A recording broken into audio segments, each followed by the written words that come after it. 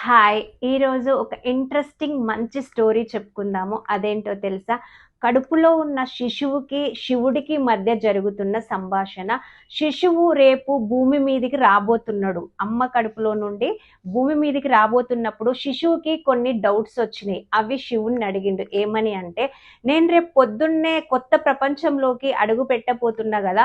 నాకు ఆ ప్రపంచం గురించి ఏమీ తెలియదు మరి నేనెలా బతకాలి అని శివుడిని అడిగితే, శివుడు అంటాడు, నీకంటే ముందే నేను ఒక దేవతను పంపించిన ఆ ప్రపంచం గురించి నీకు చెప్పడానికి అని చెప్తాడు. తర్వాత శిశువుకి ఇంకొక డౌట్ వస్తుంది, నాకు వాళ్ళ భాష ఏంటో తెలియదు, వాళ్ళు ఎలా ఉంటారో తెలియదు, వాళ్ళు ఎలా మాట్లాడతారో తెలియదు, మరి నేను ఎలా మాట్లాడాలి అని అంటే, చెప్పాను కదా నీకంటే ముందే నేను ఒక మంచి దేవతను పంపించిన, నీకు మంచి మంచి మాటలు నేర్పిస్తుంది, మంచి విద్యా బుద్ధులు నేర్పిస్తుంది, నువ్వెందుకు టెన్షన్ పడుతున్నావు అని చెప్తాడు.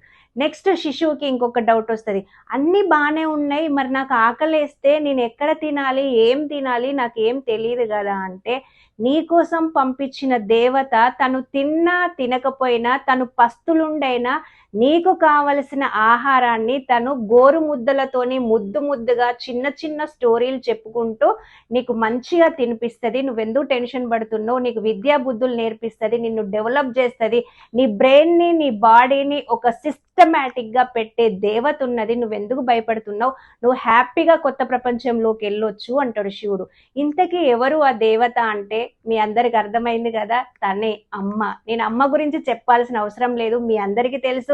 ఇలాంటి వీడియోస్ కోసం లైక్ చేయండి, షేర్ చేయండి, సబ్స్క్రైబ్ చేసుకోవడం అస్సలు మర్చిపోకండి. ఓకేనా?